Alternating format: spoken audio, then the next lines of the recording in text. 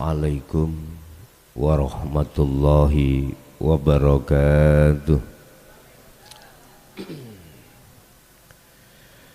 Ila hadratin Nabil Mustafa Rasulullah sallallahu alaihi wasallam wa ala alihi wa azwajihi wa dzurriyyatihi wa qurrabatihi wa ali baitihi wa ashabil kiram wa ila jami'il anbiya wal mursalin wal awliya wa syuhada wa salihin wa tabi'ina ila yaumiddin, khususan jami'i masayikhi ila muntahum wa Syekh Ibnu Athaillah wa furu'ihi wa usulihi wa masayikhihi wa ahli baitihi wa ila abaina wa ummatina wa azdadina wa masyayikhina wa auladina wa azwajina wa dzurriyyatina wa ahli baitina, khususan jami'il arwah ya dzil majlis wa ghairuhum lahumul fatihah. A'udzubillahi minasyaitonir rajim.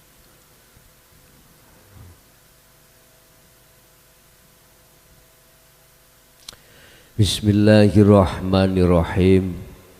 Alhamdulillahi rabbil alamin wa bihi nasta'inu ala umurid dunya waddin. Asyhadu an la ilaha illallah wa asyhadu anna Muhammadan abduhu wa rasuluh.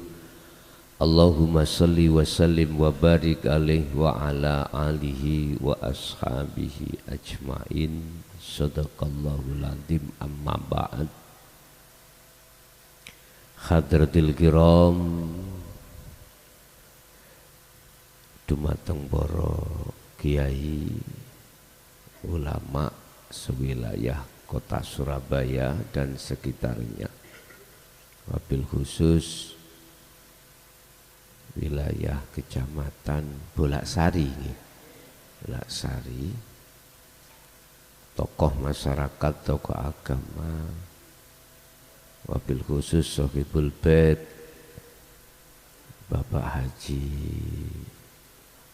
Makmun sekeluarga, jamaah yang bisa hadir di majelis dan di luar sana, kulluhum ajma'in rahimakumullah.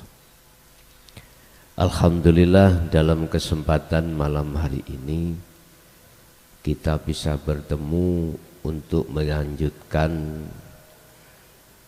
pengajian kita kitab Hikam, yang untuk malam hari ini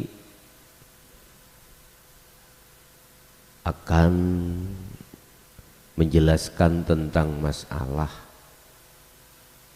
halusnya nafsu, ya.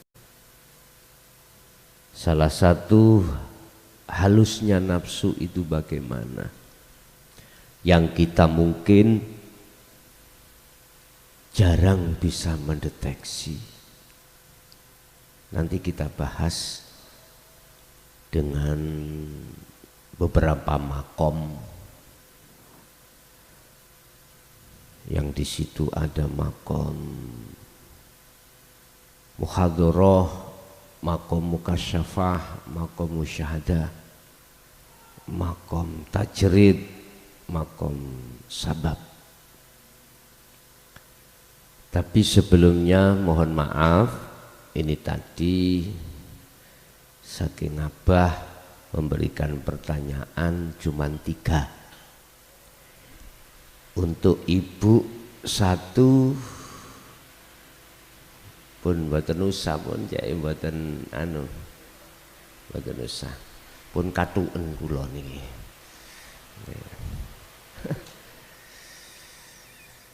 Ibu untuk golongan grup ibu 1, grup bapak 2. Nanti kalau ibu enggak ada, dilempar ke bapak langsung 3.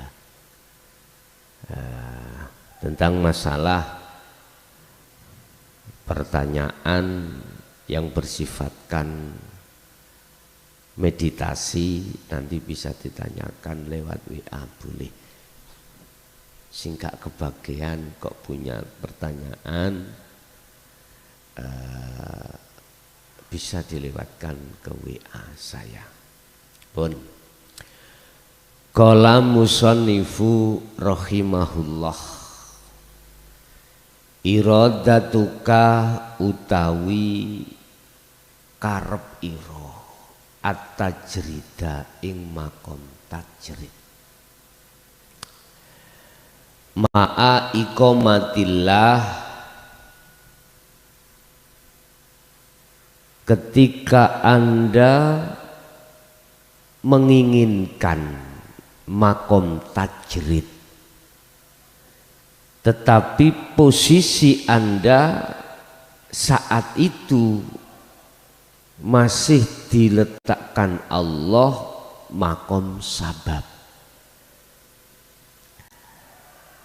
Iyaka terhadap siro, terhadap Anda fil asbabi ing dalam makom sabab iku min syahwatil khofiyati, termasuk kepentingan nafsu yang lembut, halus.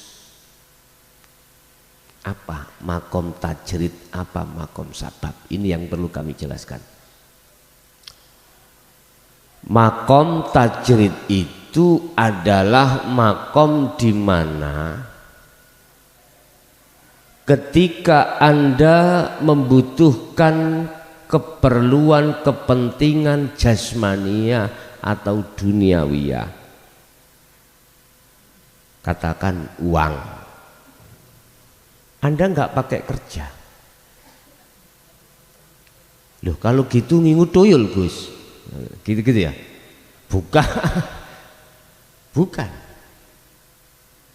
Anda nggak usah kerja, sedangkan kebutuhan Anda itu dicukupi Allah. Dalam rumah tangga, wa may yattaqillaha yaj'al lahu makhrajan wa yarzuqhu min haitsu la yahtasib. Itu. Barang siapa yang memegang takwa, maka ketika saat punya posisi rencana persoalan yang susah dibuka, kadang-kadang tahunan Pak. Contoh misalnya jenengan iki punya tanggungan, tahu tanggungan ya, hutang. Orang di dunia itu kalau hidupnya tidak punya hutang kurang semangat Pak, kurang semangat katanya gitu. Kita punya persoalan, yang persoalan itu entahlah yang sulit dibuka, sulit dibuka, entah sebab apa. Walaupun bukan persoalan hutang tok, enggak hutang aja ya, tidak lah Pak. Banyak persoalan-persoalan, masalah yang susah dibuka lagi. Wa may yattaqillaha yaj'al lahu mahrajan.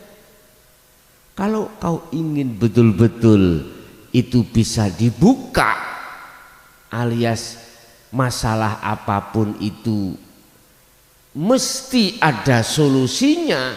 Nah, berarti Anda harus bertakwa. Takwa di sini zahiran wa batinan. Ya ayyuhalladzina amanu taqullaha haqqa tuqatih wa la tamutunna illa wa antum muslimun. Haqqa tuqatih, jangan takwa abal-abal Pak. Takwa abal-abal itu gini, menjalankan perintah, meninggalkan larangan secara fisik. Secara zahir jasmani aja. Tapi secara rohaniyah takwa ini tidak Anda laksanakan, itu namanya takwa abal. Menurut saya lo ya, menurut saya. Kalau takwa itu harus haqqa tuqati. Masalahnya ayatnya di situ Tidak hanya ittaqullaha, hanya itu enggak. Ditambahi haqqa tuqati, dengan takwa yang sebenar-benarnya takwa. Kalau jasmani kita sudah taat pada Allah, meninggalkan larangan, menjalankan perintah, hati juga jangan suka marah-marah, hati jangan suka hasud, hati jangan suka riya, hati jangan suka takabur, hati jangan suka merasa ngaku-ngaku. Lah iki takwa haqqa tuqati. Barang siapa yang memegang teguh takwa ini ayatnya, maka persoalan apapun itu pasti dibuka. Artinya mesti Allah mendatangkan satu solusi, jalan, solusi. Yang terpenting bagaimana kita menjalankan takwa ini, kendaraannya apa? Sampai ya kudu punya wirid dong. Artinya wirid itu yang mendorong takwa Anda merapat, wa aslimu lahu, pasrah terhadap Allah masalah ini. Ya Allah, aku gak mampu, tak serahno masalah ini terhadapmu. Kalau Allah bapak ibu sing nyelesekno, wonten sing gak selesai, jangan terima cara akal ya, terimalah dengan iman. Kalau menerimamu dengan iman, pasti jenengan akan yakin kalau semua itu akan selesai. Jenengan misalkan punya tanah, dijual nggak laku, jangan salahkan dulu mempunyai opini, oh disumpet si A si B dipasang santet. Bukan bos. Kata Syekh Ibnu Athaillah, jangan kau sibuk memprediksi hati orang, sibuklah prediksi hatimu sendiri. Tergantung Anda pakai kendaraan apa. Kau ke Surabaya pakai kendaraan sepeda pancal boleh nyampe ya Wan, cuman lama. Pakai sepeda motor boleh ya nyampe, tapi nggak bisa lewat tol lah gitu ya. Pakai mobil lebih cepat lagi karena bisa lewat tol, apalagi pesawat. Tergantung kendaraan Anda itu pakai apa, terserah.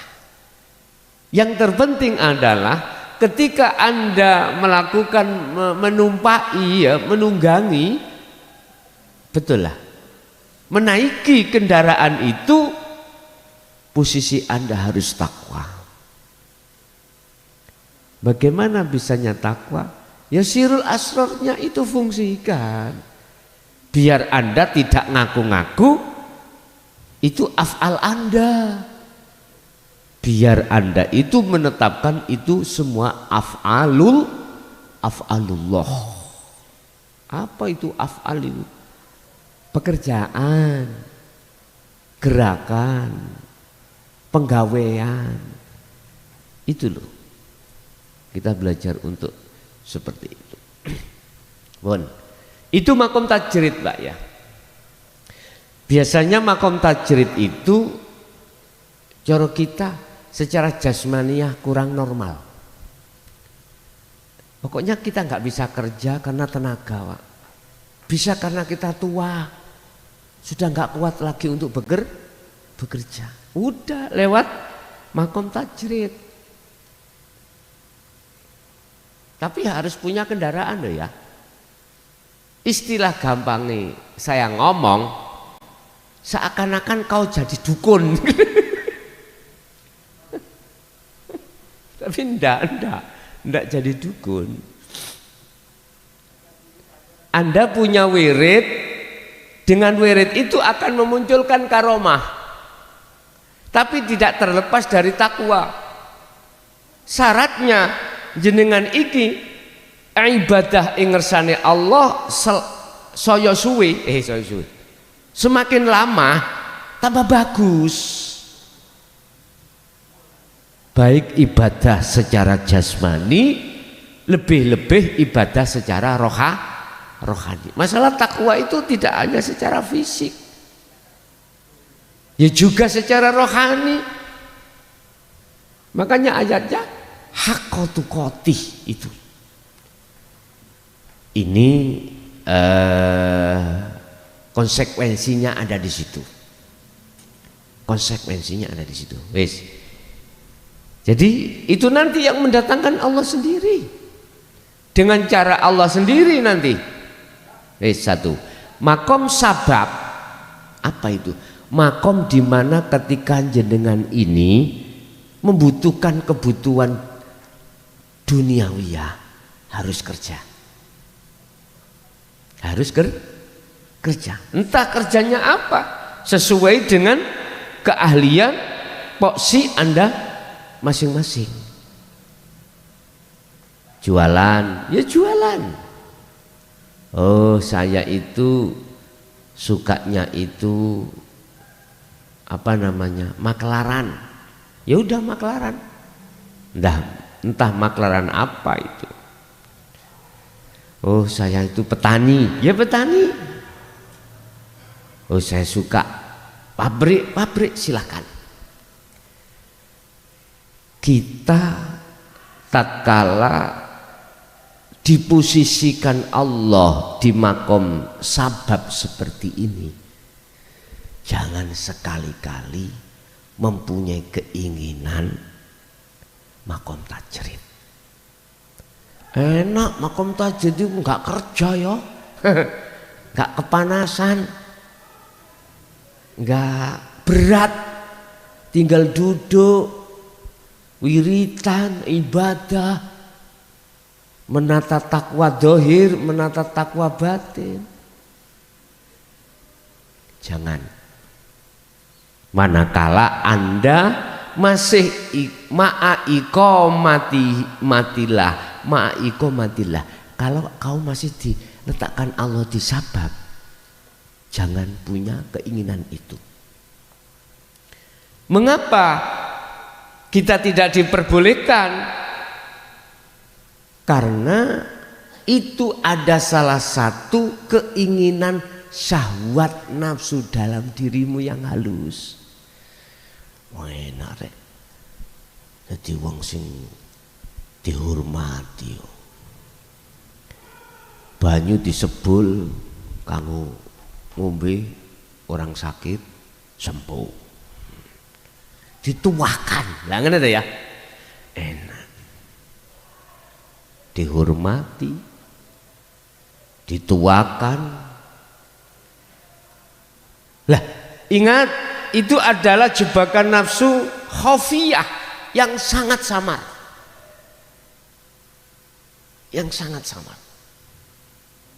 Lah terus keinginan yang seperti itu bisanya tidak menjadi kepentingan syahwat yang samar bagaimana?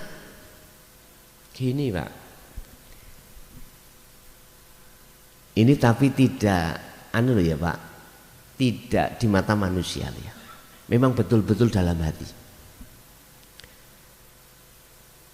Fanakan semua atas pengakuan dalam sebuah irodah atau kehendak tadi dalam dirimu. Bila mana itu kau masih kau akui itu kehendakmu, dengan pertimbangan kau ingin menduduki perkara yang lebih ringan, lebih enak daripada berat, maka itu masih khofiyah. Itu masih nafsu yang kepentingan nafsu yang sangat halus. Udah nikmati makom sababmu. Nikmati. Walaupun berat, nikmati. Ibu kok ya diletakkan kerja ini, kerja itu, udah nikmati. Sambil dalam hati Anda tetap memegang teguh etika terhadap Allah. Apa etikanya? Mau kerja, paling tidak mau kerja dalam hati jenengan minimal berbicara. Apa? Saya kerja karena Allah. Artinya bisanya saya kerja karena dikerjakan oleh Allah. Minimal Bu, mau Pak mau kerja seperti itu. Saya tidak akan pernah bisa bergerak bekerja kalau tidak digerakkan oleh Allah. Minimal. Urusan di tengah jalan pas kerja lalai terhadap Allah, tidak apa-apa. Istilah kendang tutup kendang, buka kendang tutup kendang. Tengah kosong loh. Tapi kok enak suaranya dintak tung. Jadi awal iku ingat pada Allah, akhir juga ingat pada Allah. Di tengah-tengah jenengan gak ingat karena kesibukan itu. Wis gak apa-apa, itu proses Pak. Nanti kalau kita sudah terbiasa untuk zikir terus kepada Allah, nanti akan nilainya tambah bagus, tambah bagus, tambah bagus. Yang kosong nanti akan sedikit demi sedikit akan tertutup. Pun.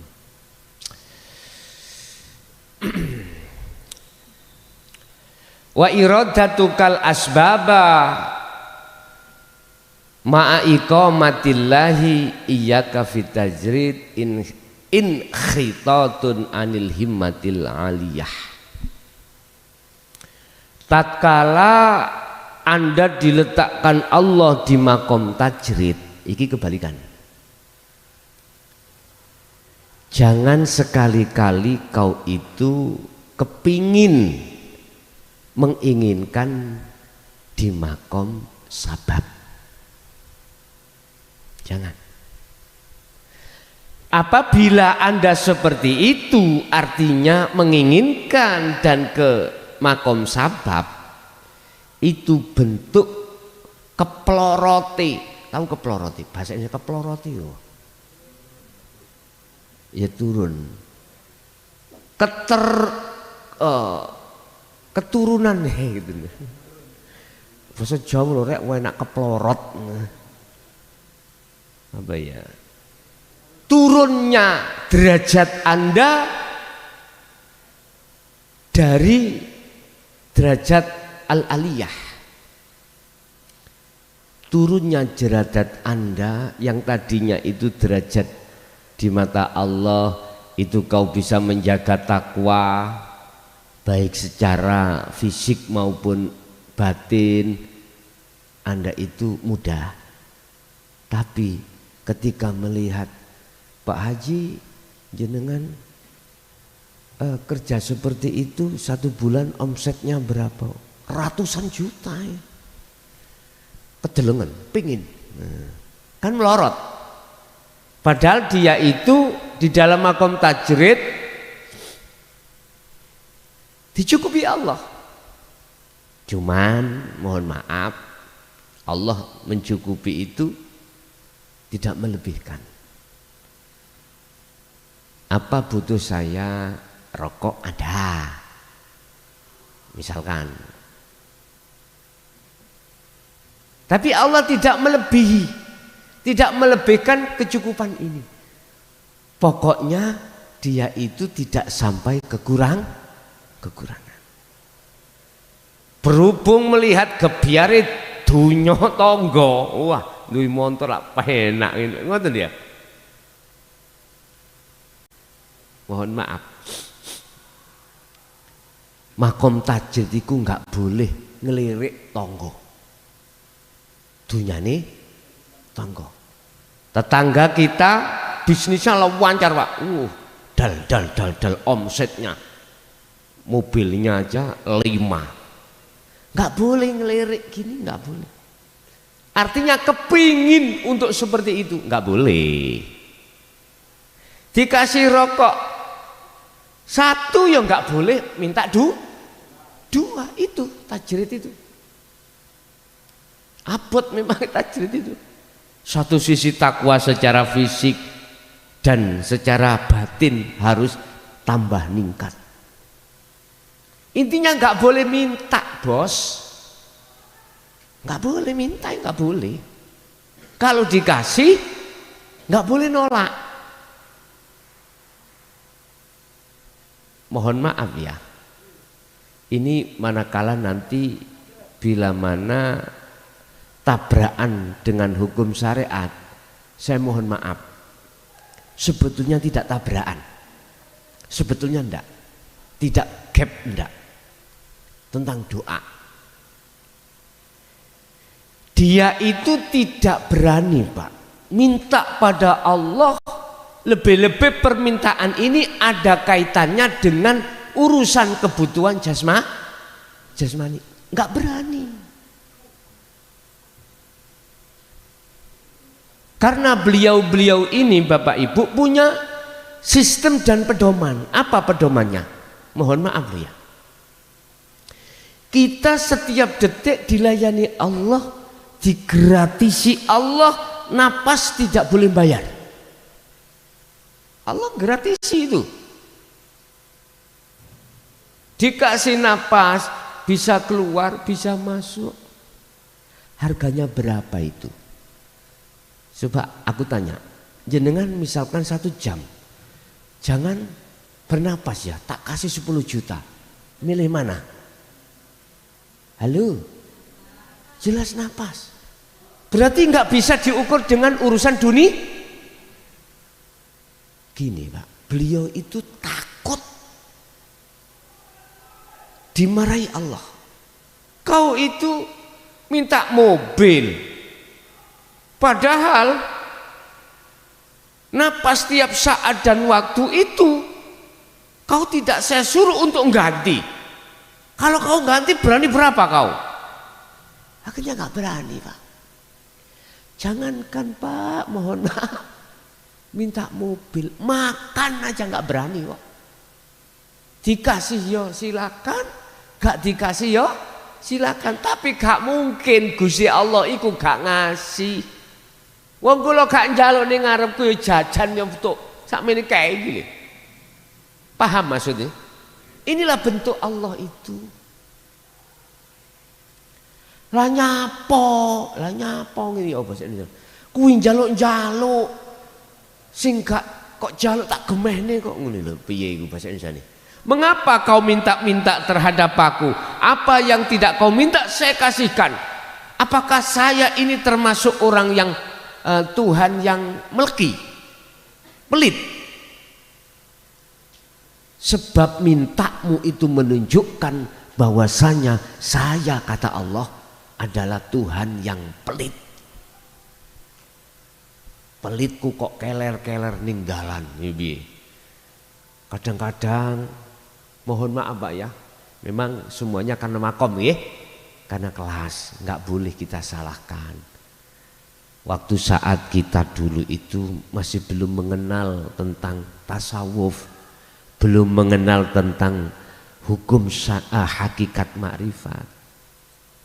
Dongo itu sampai direwangi nangis. Ya Allah, malam hari besok Bang Ajeng mriki.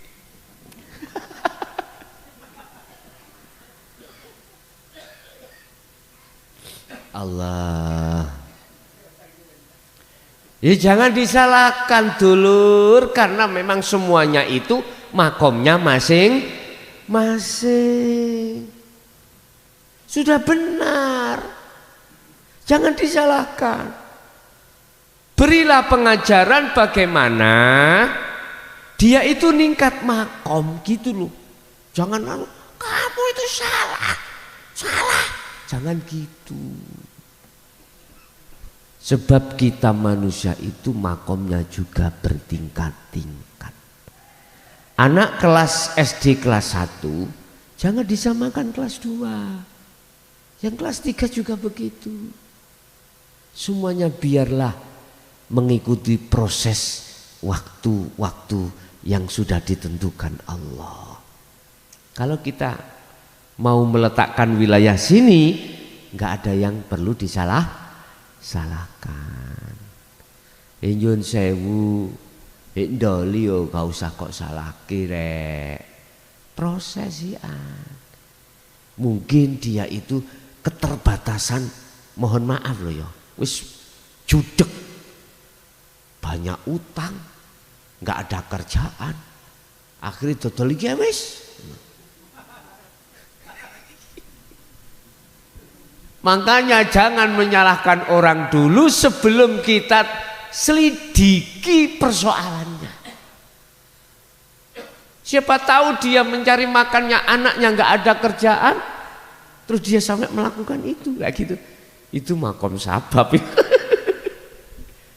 Makom sabab.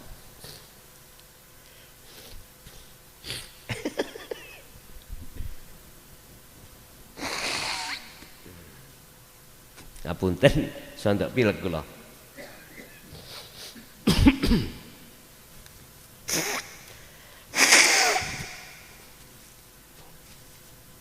Bon. Tak kesak mana Pak Masian.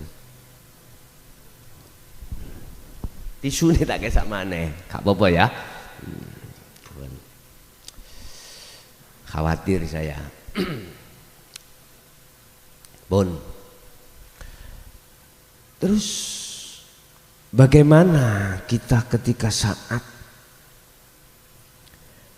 ada satu keinginan untuk ke asbab dikarenakan kelihatannya mewah itu. Motivasi saya, jangan. Urungkan niatmu dari tajrid ke sabab itu, urungkan. Karena di mata Allah, manakala kau akan nyemplung di sabab, padahal kau ditajrid, di mata Allah kau akan kelorot. Takwa haqqa tuqati, pasti nanti kau akan sering lalai pada Allah ketika saat kau itu di dalam makom sabab. Jadi dipikir orang yang mobilnya 5 itu mesti enak ngono. Tanya dulu, jangan kita menyana. Apa mungkin dikira mesti enak? Tenang tah hatinya ketika dia itu pabriknya itu 10. Kita memandang kayaknya enak Pak ya, kayaknya bahagia. Tanya sama beliau-beliau, dia diletakkan di asbab, dia mengatakan saya sering lupa pada Allah. Dengan adanya persoalan-persoalan di dalam bisnis saya lupa sering hati ini pada Allah. Lah, jenengan di makom tajrid lebih indah, lebih nyaman, lebih nikmat bersenggama dengan Allah setiap saat dan waktu. Janganlah kau ketika melihat tetanggamu itu di makom sabab itu kelihatan wah. Jikalau kau mau ke makom situ sabab, itu termasuk kelorote turunnya makommu di mata Allah atau di mata manusia, lebih-lebih di mata Allah. Ayo kalau nggak percaya, Anda pasti akan justru semakin lupa pada Allah. Alhaakumut takasur. Mohon maaf, mana yang menjadikan lalainya ruhaniyah hati pada Allah untuk tidak bisa zikir? Karena bermegah-megahan dengan kesenangan dunia. Sampai kapan hal itu terjadi? Hatta zurtumul maqabir, sampai mati Pak. Sehingga Allah mengingatkan kita di dalam surah Az-Zumar ayat 7, ayat 40, ayat 54. wa anibu ila rabbikum wa aslimu lahu min qabli ayyatiyakumul adzab. Wahai jiwa-jiwa yang ketarik dengan selain aku, misalnya aku Allah. Wahai jiwa-jiwa yang ketarik bersukaria dengan kesenangan dunia, lekaslah kau kembali pada Tuhanmu. Lekas kau kembali. Lah kembalimu jangan sampai min qabli ayyatiyakumul adzab. Adabu. Kembalimu jangan sampai menunggu kematian. Jikalau kembalimu itu menunggu kematianmu sebab kau waktu demi waktu disibukkan dengan bisnismu, tsumma tunsorun. Ingat, kasar loh Pak, ini peringatan kasar. Ingat, kau tidak akan pernah mendapatkan pertolongan. Inilah su'ul khotimah, naudzubillah. Mafhum mukhalafah dari ayat itu, kebalikan maksud daripada ayat itu, sing sapa wonge, barang siapa yang kembali kepada Allah sebelum kematian, maka lanafi di situ tidak berlaku. Akhirnya summatun sorun, kau akan mendapatkan pertolongan. Az-Zumar ayat 54 itu tadi. Keras Pak ini. Mengapa Allah sudah memperingatkan dengan keras? Karena sebentar lagi Allah akan menghukum umat manusia. Entah, saya tidak tahu. Yang pasti itu terjadi. Sebab ini pun kinayah, ini sudah kinayah. Saya diperintahkan untuk menggelar peringatan yang keras ini adalah semata-mata datangnya dari Allah.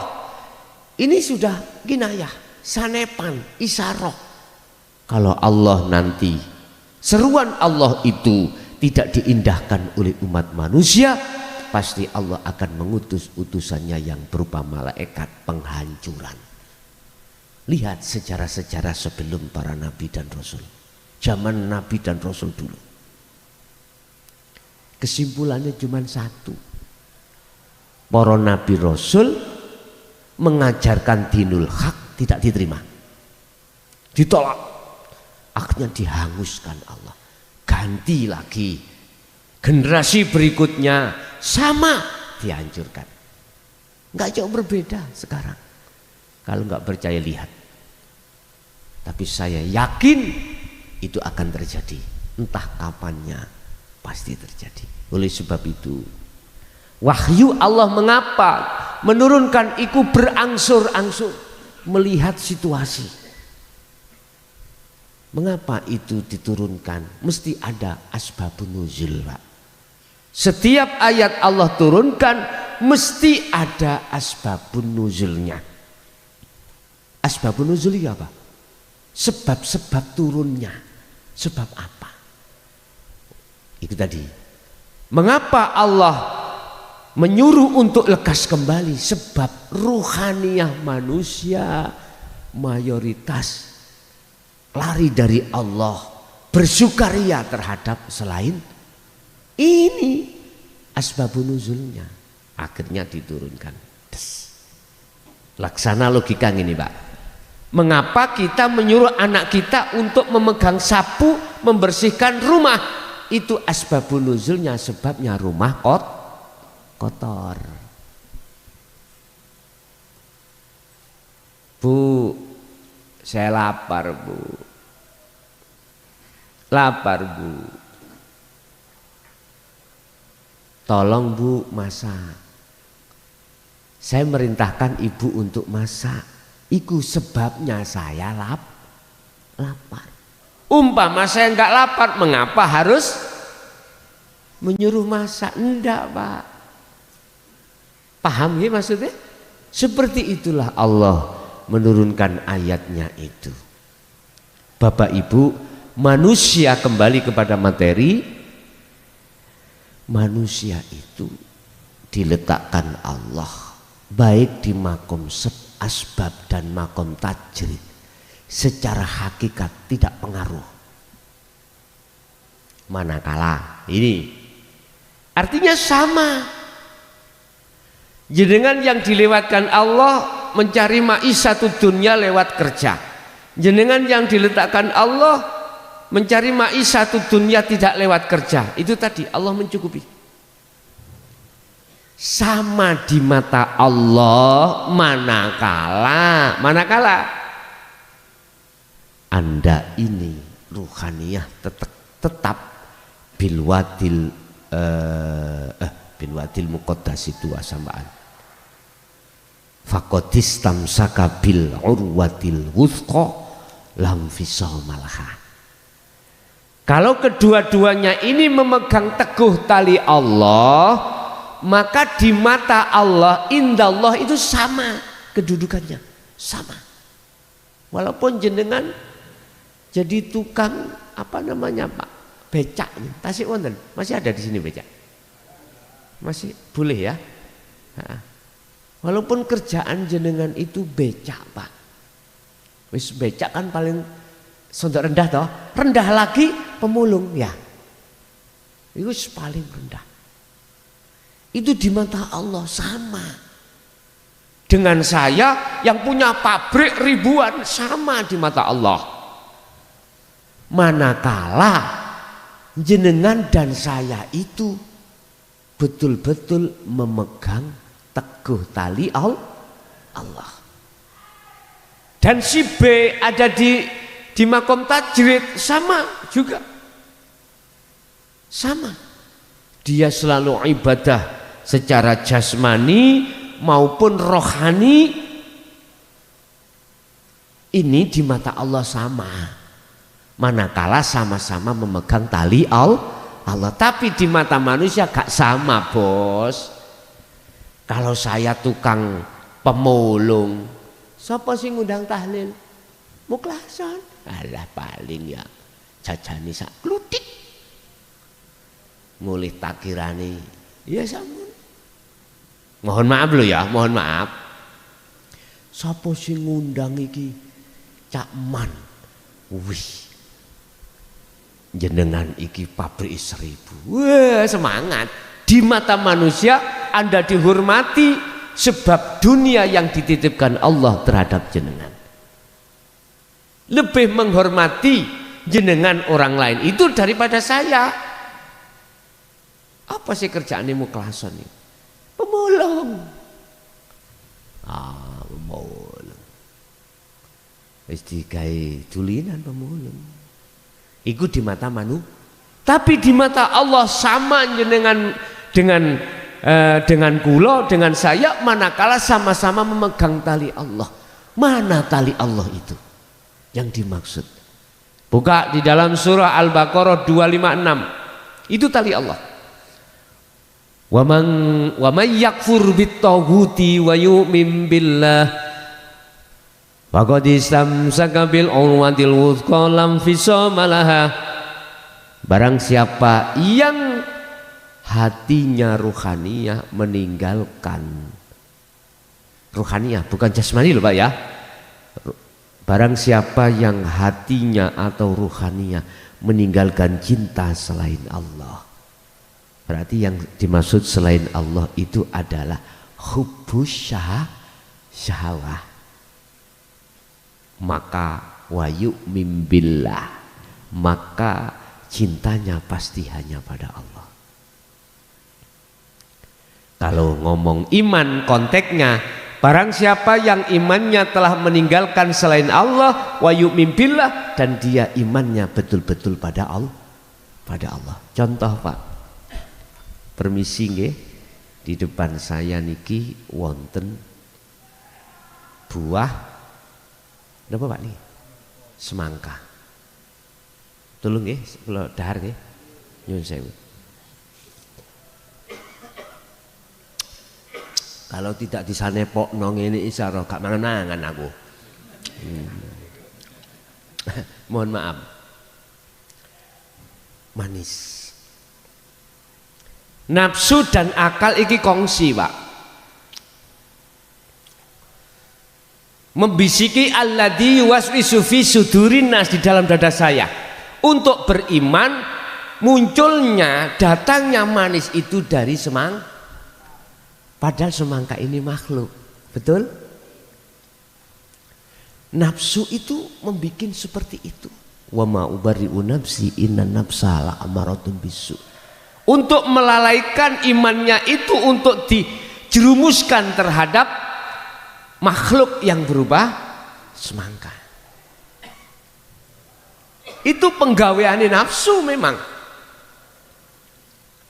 Berkongsi dengan akal untuk mengabari terhadap ruh supaya beriman terhadap apa yang dikatakan oleh nafsu, bahwasanya manis sumbernya datang dari semangka. Sama Nabiullah Adam alaihissalam terjerumusnya karena itu. Iblis mengatakan, Adam, kamu tahu khuldi itu maknanya apa? Kekal. Jikalau kau tidak mau makan, kau tidak akan kekal di surga. Adam, akali ngomong bener, nek gak mangan ya gak kekal. Sama, nek gak mangan iki ya gak mungkin datangnya manis. Akal kan masuk wae. Tes iki akal sing kotor kasihan, Pak. Akhirnya apa? Allah berpesan wala taqrabah hadis sajarah, jangan mendekati. Ternyata didekati, akhirnya makan. Ya sudah. Wa may yakfur bitaghut, barang siapa meninggalkan iman, manis itu datangnya dari nama ini semangka, maka wayu mimbillah, maka dia akan bisa bertemu Allah di semangka. Ingat, huwal awwalu wal akhiru wadzahiru wal ba. Allah itu ya ning jerone, di dalam semangka ya di luar. Sampean enggak akan dong manakala jenengan ini tidak laku fal ya'mal amalan sholihan. Enggak akan dong. Apa dong ya? Enggak akan klik percaya, oh iya Allah di dalam. Nah kalau Allah di dalam gak kelagepen nih. Loh. Al-Hadid ayat 3, tolong dibuka. Maksudnya dohir yang bagaimana, maksudnya batin itu yang bagaimana. Itulah subhanalladzi asra bi abdi, zat hidup. Yang zat hidup Allah itu tidak bisa kau hijabi apapun. Enggak bisa. Mboten saged. Tidak bisa. Di mana-mana dan tidak kemana-mana. Wa nahnu aqrabu ilaihi min hablil warid wa qala aidon. Wujudnya Allah itu lebih dekat daripada urat nadi, urat leher. Di mana? Kita olehnya nggak tahu, mata hati kita memang masih tergolong mata hati yang buta, Bapak Ibu. Inilah persoalannya, iman yang terhadap makhluk inilah yang menjadi hijabnya saya. Akhirnya Allah tidak hakul mubin, tidak nyata atas kebenaran di dalam kewujudannya itu. Belum bisa, Pak. Makanya barang siapa yang meninggalkan iman selain Allah yang disebut at-taghut, ini makhluk memang. Padahal kita itu banyak dibisiki nafsu, godong goyang, ngomong percaya kalau itu sebab angin sing goyangkan. Padahal Allah di dalam dan di luar angin. Kita langsung mengatakan sebab iso goyang karena didorong oleh angin. Angin makhluk bukan, Pak? Makhluk. Kau tidak bisa melihat angin mata dohir. Kalau kau bisa melihat angin dengan mata batin, maka akan nyatalah Allah itu dalam dirimu. Kau hanya bisa merasa, rasa dingin, rasa macam-macam. Jangan kau punya iman, goyangnya daun itu sebab yang menggoyangkan mutlak angin. Jangan. Angin itu diizini Allah untuk menggoyangkan. Berarti angin itu adalah majasnya Allah, Bapak, Ibu. Majasnya Allah. Bukan angin itu wujudnya Allah. Majasnya. Ya itu benar tapi salah. Majas itu kan gitu. Boleh. Dikatakan benar boleh. Secara akal memang boleh ya. Tapi aslinya salah. Kok dikatakan salah? Iya, yang menggoyangkan itu hanyalah Allah. Sama dengan gini, Pak. Mungkin ya kita waktu kecil dulu ke sungai ditanya sama tetangga kita, "Jung, kali ini milih ya, Jung." Kayak gitu tuh ya. Ger, kali ini milih ya. Sungainya mengalir lah. Kan salah, Pak, itu pertanyaan. Masa sungai itu mengalir? Yang mengalir itu adalah air. Kalau sungainya yang mengalir, habis itu tangkis. Lah gitu toh. Iku jenis majas mursal, boleh walaupun salah. Lah ngoten. Siapa yang menerpa menggoyangkan daun? Angin. Boleh tapi salah itu. Ya sing bener siapa? Allah. Bingung, Pak. Orang yang nggak paham. Nggak paham. Itu adalah bahasa hati. Allah itu bahasa hati. Yes. Bagaimana dikatakan di mata Allah sama kedudukannya itu antara asbab makom sabab dengan makom tajrid, manakala sama-sama membawa tali Allah, karena dia telah meninggalkan iman selain Allah, dia hanya berimannya pada Allah. Pertanyaan saya, manakah dzikir yang menghantarkan hatimu pada iman seperti itu? Jawabannya hanya di dzikir sirul asrar. Dzikir jahr nggak bisa, Pak. Kita hanya menyebut Allah, Allah. Dzikir siri khafi nggak bisa, Pak. Kita masih menyebut ismudzat. Allah dalam hati. Tapi kalau sirul asrar, tadi ketepatan tadi ada request, ada yang tanya tentang sirul asrar. Oke, tak jabarkan. Biar gak bingung ya. Di dalam Al-Quran kita mengenal dzikir la ilaha illallah. Ini melahirkan dzikir jahri. Kita juga mengenal la ilaha illallah. Kita ini melahirkan dzikir sirri. Di dalam Al-Quran juga kita mengenal dzikir la ilaha illa anta, melahirkan dzikir sirul asrar. Di dalam Al-Quran sebagai puncak wahyu Rasulullah Sallallahu Alaihi Wasallam dan para rasul sebelumnya itu, la ilaha illa ana fa'budun, melahirkan yang disebut dzikir fana'ud dzikri. Yang perlu kami jelaskan kronologi sirul asrar itu dzikir yang bagaimana. Kedua-duanya ini Bapak Ibu ya, inilah dzikir hakikat menuju makrifat. Kalau bahasa hikam nanti akan dijelaskan, ada dzikir jali, dzikir khafi, dzikir hakiki. Ini dzikir hakiki. Dzikir yang tanpa ngucap, diem, baik secara jasmani maupun rohani hati. Diemnya itu justru masuk di dalam pos yang disebut Su'aul Basyirah.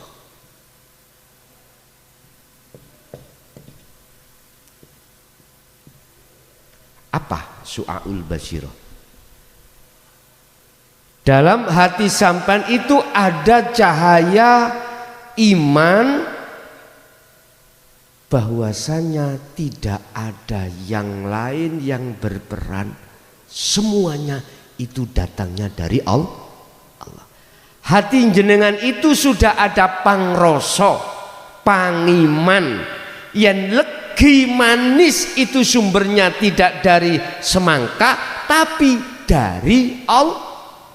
Manakala hati jenengan itu sudah ada iman yang seperti itu, maka itu tertanda sudah Su'aul Basyirah. Lah gak bunyi toh? Mboten bunyi. Ketika Anda mengasah terus, mengistiqomahkan terus zikir tersebut setiap saat dan waktu, apapun hal itu bisa Anda lakukan ketika takbiratul ihram. Siapa yang menggerakkan saya ini? Hatimu itu ada rasa, ada iman, kehadiran Allah dalam dan di luar tubuhmu yang menggerakkan. Terus itu dibawa sampai kapanpun. Bukrata wa asila, mulai pagi sampai sore. Cara bahasa sholat aktivitas mulai takbir sampai salam. Manakala terus itu kamu asah zikir itu, maka Allah nanti akan meletakkan dirimu. Kelihatan abu sing mriko. Ibu kelihatan ya? Ainul Basyirah. Apa? Ruhaniyahmu itu bertemu Allah. Inilah sing kula maksud nanti di dalam hikam disebut zikir nafi isbat. Ketika Su'aul Basyirah berkumandang, ini adalah menafikan. Ayatnya Al-Baqarah tadi 256. Itu loh tali Allah. Wa may yakfur bitaghut wa yu'min billah, barang siapa meninggalkan iman selain Allah. Ini tadi aku awalnya iman manisnya dari semangka, sekarang enggak. Dari Allah. Berarti untuk membuktikan di situ pangroso Su'aul Basyirah. Asah terus itu. Nanti Allah sendiri yang akan meletakkan ruhaniyahmu di Ainul Basyirah, bertemu pada Allah. Tapi syaratnya selain Allah dalam dirimu harus fana. Termasuk dirimu si salik, termasuk dirimu ruh, fana, gak berlaku, gelendang. Wis. Ammal arif la yarawna li anfusihim syai'an. Disebut wong makrifat ya ngene iki Pak, wis gak merasa dirinya yang melakukan la haula wala quwata, semua datangnya hanya dari Allah. Inilah teladannya Kanjeng Rasul. Kita berapa persen? Ya terserah. Sak mampu-mampu jenengan. Jadi yang dimaksud makrifat bertemu Allah itu bukan roh itu bisa melihat wujudnya Allah, bukan bos. Yang melihat wujudnya Allah itu Allah sendiri. Yang tadinya itu aran roh manyo, Pak. Paham? Paham? Aran roh itu hilang.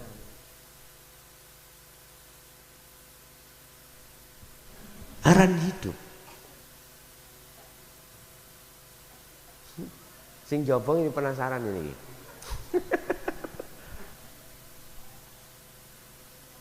Krusial loh ini ya. Nanti kalau sudah waktunya pasti akan kusampaikan tanpa. Jadi nama ruh la ibsarun wa mubsarun wa basarun, yang melihat itu enggak ada, mata untuk melihat juga nggak ada. Nama Allah yang dilihat itu semuanya fana kari aran apa Pak? Embo. Inilah jawabannya, laisa lahu kamislihi syai'un, laisa kamislihi syai'un. Ya udah. Bapak Ibu, jane ngaji iki ya penak. Ndadekno tentrem ayem ati jenengan. Estu. Cuman bagi jenengan, bagi yang lain yang tidak mau ya mungkin roti rasa tai. Ya ngapunten lah.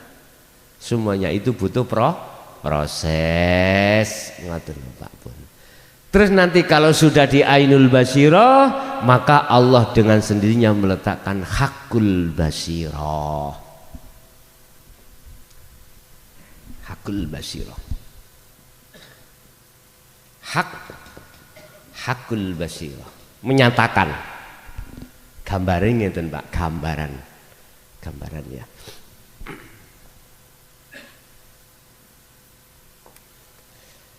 Sampai saya kasih tahu. Pak Bu, di dalam kopiah iki ada rokok. Anggap sampean tidak pernah tahu. Nggih? Iki contoh mawon. Sama halnya dengan Pak Bu, munculnya manis itu dari Allah. Bukan dari semangka. Semangka laksa kopiah Pak. Kita tidak akan pernah tahu terhadap Allah karena tertutup dengan semangka makhluk iki.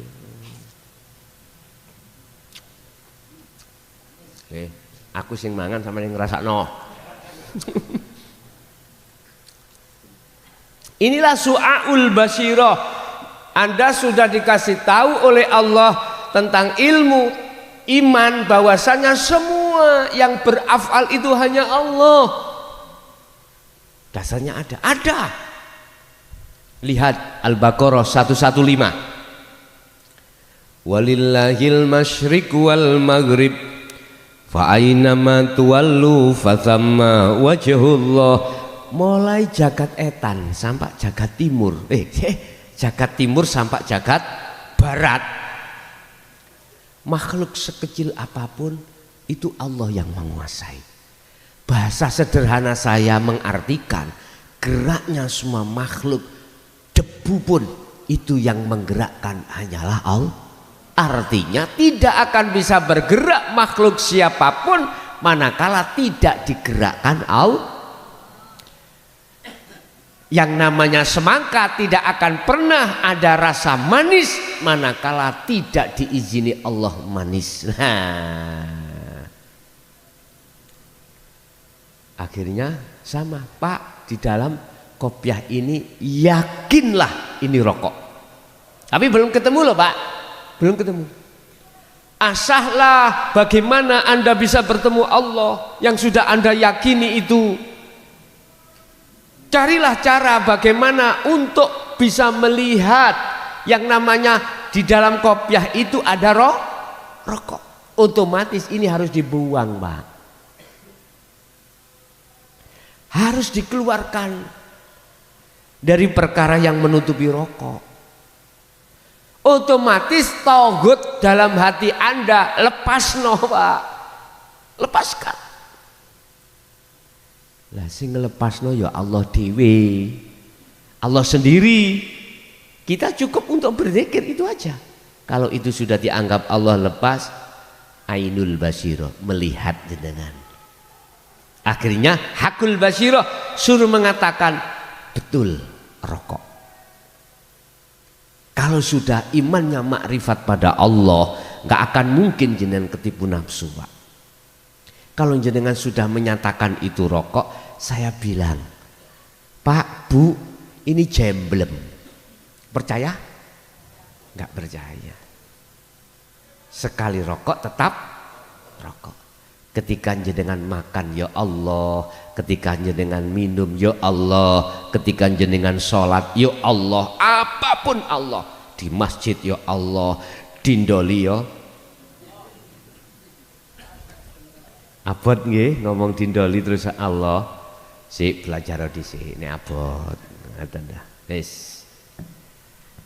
Akhirnya otomatis Allah meletakkan di fana'ud dzikri muncul dari la ilaha illa ana.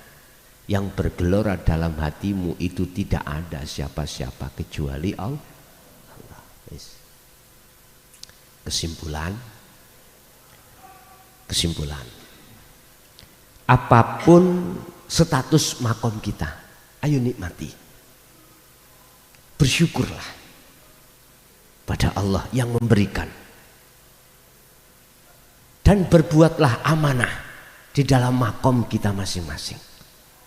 Dengan cara asah terus zikir sirul asrar jenengan.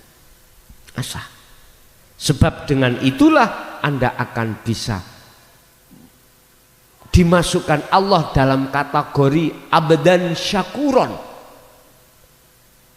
La in syakartum la azidannakum wala in kafartum inna adzabi lasyadid. Ini sing dimaksud syukur itu. Syarat dikatakan syukur itu benar manakala yang diberi itu tahu siapa yang memberi. Yang diberi tahu terhadap yang memberi siapa? Allah. Selama ini umat Islam itu digoyang sana, digoyang sini. Akhirnya sibuk dengan goyangan, lali dengan Allahnya. Sehingga Rasulullah sendiri dulu sudah bersabda, besok di akhir zaman umatku banyak, tapi seperti buih di lautan. Ketendang sana, ya sana, ketendang sini, nggak ada pegangan. Karena apa? Karena iman kita Pak belum makrifat. Kata Rasul belum ihsan. Iman kita masih ugil-ugil, belum jejak. Kata Rasulullah iman yang jejak, iman yang ihsan, anta budallaha ka'annaka taro. Ketika Anda melakukan apapun seakan-akan kau melihat terhadap sang yang berperan, yaitu Allah Subhanahu wa ta'ala. Seakan-akan berarti artinya iku majas. Sing delok Allah iku Allah dhewe dudu awakmu lho. Bukan kita. Kita kan sudah fana Pak gitu. Bapak Ibu hadirin rahimakumullah. Wis ayo dinikmati dengan cara terus tumbuhkanlah rasa cintamu pada Allah. Dengan cara jangan kau lepaskan zikir sirul asrar. Mudahnya sirul asrar muncul dalam hatimu, didorong zikir khafi, zikir sir di dalam thariqah kita masing-masing. Lakukan zikir sir. Ikut terserah. Boleh tanpa sir, boleh dengan zikir sir. Wis gak usah gegeran. Aku enak sir, ambek sir sing kono, aku gak enak sir. Udah gak usah gegeran. Sing penting podo-podo tujuannya yaitu kepada Allah. Bah sing kono makom tajrid, bah yang ada di makom tajrid atau tadi makom sabab, semuanya sama di mata Allah. Bila mana itu sama-sama memegang ilmu zikir sirul asr untuk bisa sampai pada Allah. Tapi tetap di mata manusia nggak sama loh Pak. Wong tukang sapu ambek tukang bisnis pengusaha kok sama? Ya tetap nggak sama di mata manusia. Tapi ingat, inna akramakum indallahi atqakum. Oke. Itu Bapak Ibu hadirin pas 1 jam.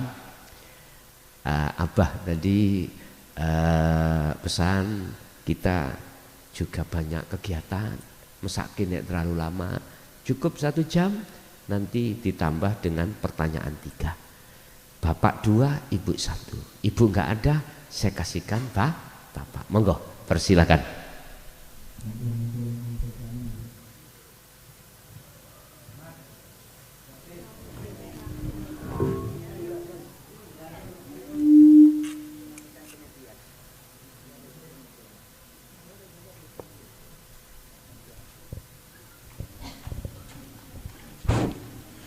Assalamualaikum warahmatullahi wabarakatuh. Saya mau usul tentang tawasul, Yai. Tapi sebelumnya saya mohon maaf Tentang apa? Rasul. tentang tawasul. Oh, tawasul. Tapi saya mohon maaf sebelumnya karena saya takut tidak tersusun atau kurang memahami usul saya mohon maaf sebelumnya. Sekalian dengan jemaah-jemaah, saya mohon maaf. Tentang tawasul kepada semua orang-orang yang mendahului saya, katanya syariat harus lewat Rasulullah. Di tawasul itu, pertanyaan saya, di tawasul itu harus tajalli. Di tajalli itu harus liwat yang muhaddas atau liwat yang qadim. Saya mohon maaf.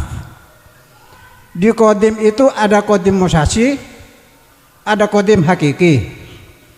Pertanyaan saya kedua, di qadim hakiki itu atau apakah bisa dinamakan huwal awwalu? Di huwal awwalu itu ada asal. Diri seperti saya, apakah bisa kepada dalamnya huwal awwalu dengan ilmu itu?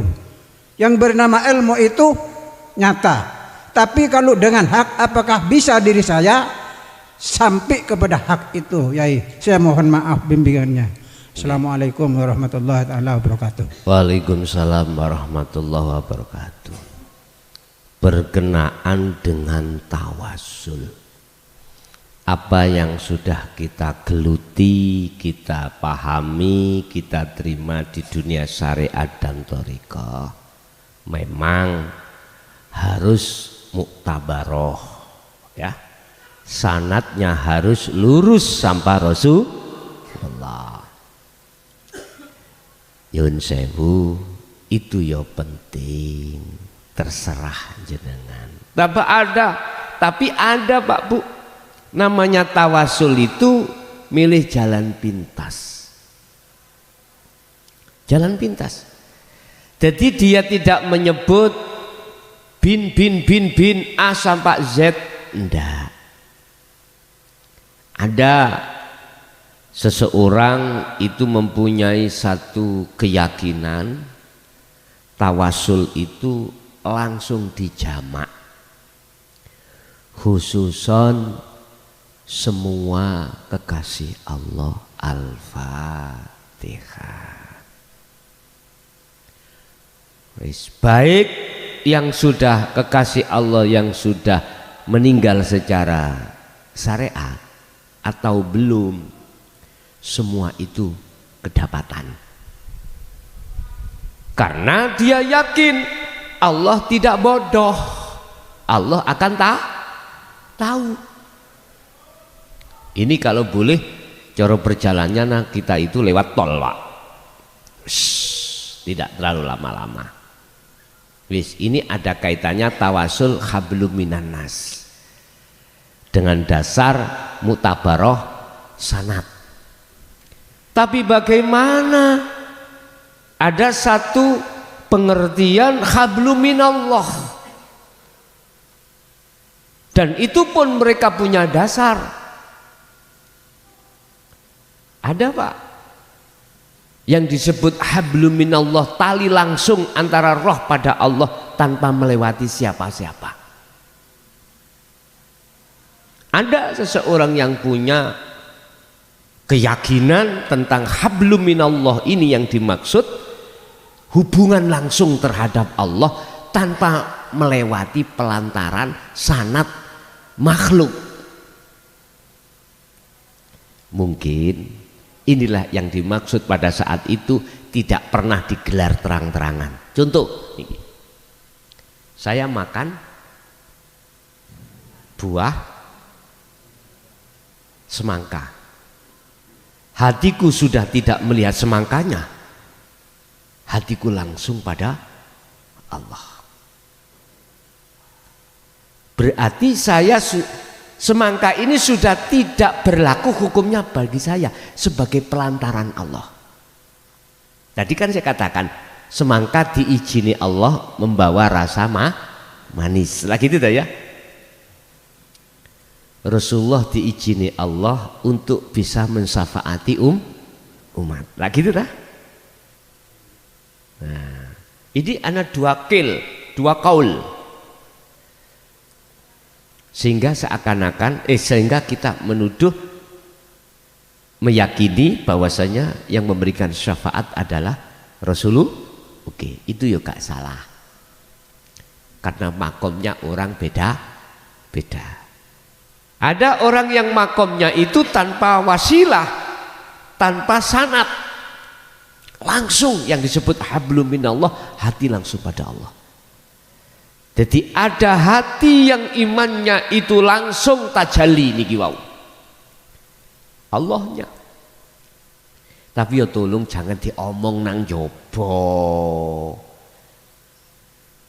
Estu lho nggih, biar gak bingungkan orang yang belum kelasnya.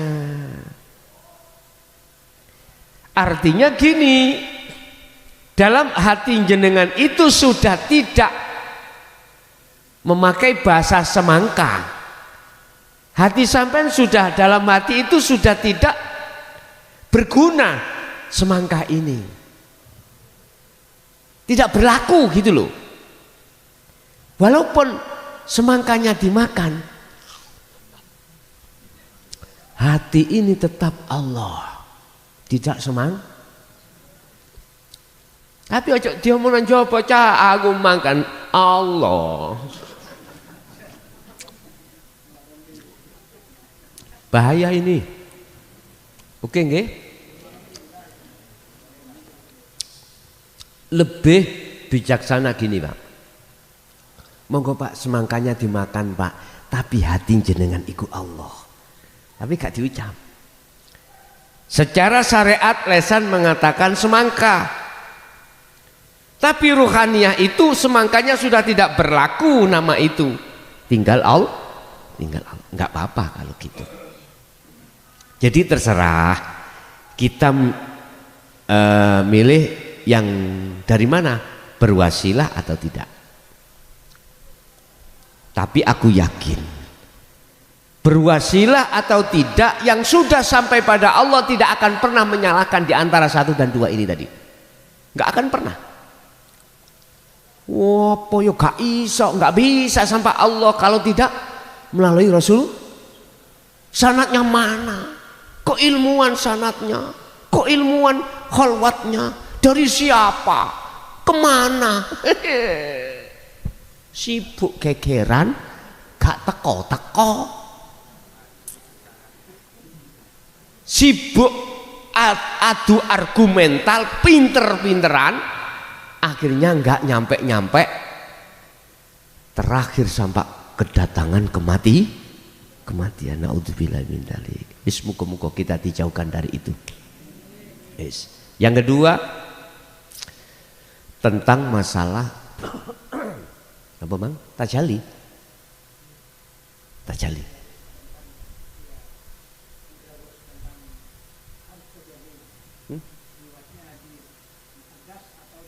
Oh gitu.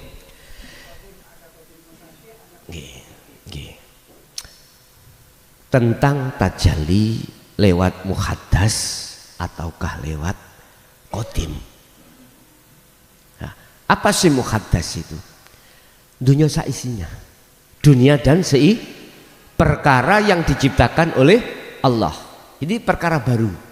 Kalau qadim itu adalah maksudnya adalah Allah. Kita bertajalli apakah lewat muhaddas atau lewat qadim? Terserah. Boleh kita lewat muhaddas, ya ini Kita masih ngomong semongko. Ono lagu semongko lah ngene. Napa sih semongko niku, Pak? Kalau ketemu arek cilik-cilik semongko, balik semongko, apa sih karepe iku?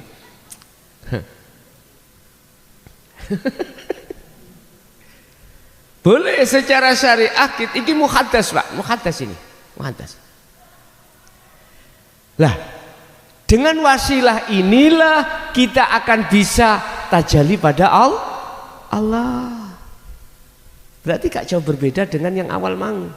Lewat bersanat atau tidak bersanat, wasilah sampean iki wis gak atik melalui manusia, langsung hablum minallah apa bi terserah.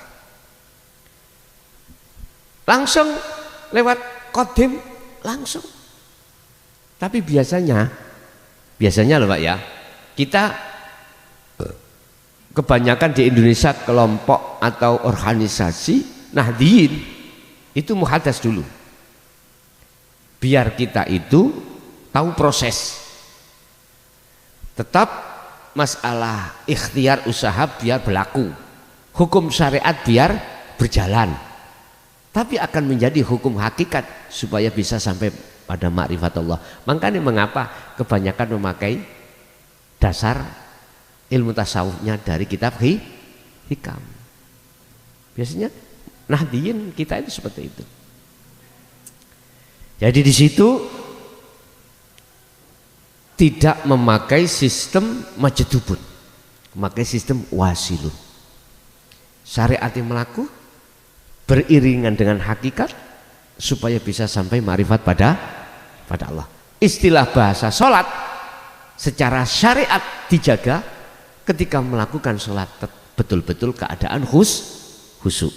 Lah itu, begitulah yang diharapkan. Jadi tatkala kita melakukan tajalli lewat kodim, maka bisa menemukan hakiki. Tapi manakala kita melakukan ketajalian kita lewat muhaddas, bisa sampai hakiki. Tapi tunuk-tunuk, tahu tunuk-tunuk ya? Pelan-pelan. Kata orang Jawa mengatakan, alon-alon sing penting kelakon. Benar sudah. Kalau cara Madura gimana? Laon-laon. Allah, nggih gitu. Bentar lagi kula ngaos teng Pemekasan menika nanti. Nengane Mbah Yai siapa gitu ngaturi saya. Supe kula. Lama. Nah, lupa. Bulan apa itu? Bentar lagi. Udah. Terserah kita diperjalankan milih yang mana. Diperjalankan dilewat yang mana silahkan. Itu semuanya urusan Allah. La ikraha fiddin qad tabayyana rusdu minal ghoi. Kita ke Surabaya boleh lewat Pasuruan, boleh lewat Mojokerto, boleh lewat Gresik, boleh lewat manapun silahkan. Janganlah ini pesan, janganlah kau khilaf, gegeran, gegara nggak sama jalan. Padahal tujuan maksudnya sama. Sebab barang siapa kalau disibukkan khilaf di tengah jalan nggak nyampe. Sibuk dengan gegeran. Mohon maaf Pak, tujuan kita diwajibkan sholat, baik yang pakai kunut atau tidak, apa tujuannya? Mendatangi dan bertemu Allah. Lah gitu toh. Intinya ada di situ. Bah itu pakai kunut, bah itu enggak pakai kunut, keduanya itu punya hujah masing-masing. Punya dalil masing-masing. Wis babano, biarin. Sing penting bagaimana caranya betul-betul kau bertemu Allah di situ. Itu mestinya yang disibukkan. Hafidhu ala sholawah wassolatil wusta wa qumu lillahi qanitin ay khashi'in. Mestinya itu. Enggak, kita itu sering-sering gegeran karena khilaf lah gitu nggih. Ingat surat Al-Mu'minun, Allah mengatakan 1 dan 2, ayat 1 dan 2. Qad aflahal mu'minuna alladzina hum fi sholatihim khashi'un. Bagaimana caranya khashi'un? Nah itu kembali pada surat itu tadi, apa maksudnya itu? Ternyata bertemu Allah. Termasuk salah satu cara ilmu untuk bisa bertemu Allah, nggih mohon maaf yo ngaji hikam. Paham nggih? Oke. Jadi lewat segala apapun cara bisa untuk sampai pada Allah. Yang terpenting jenengan iki tahu hakikatnya tujuan bertemu Allah. Di manakah letak titiknya itu? Di sirul asrar. Udah, semuanya muaranya di situ, Pak. Muaranya di situ. Oke, ada lagi.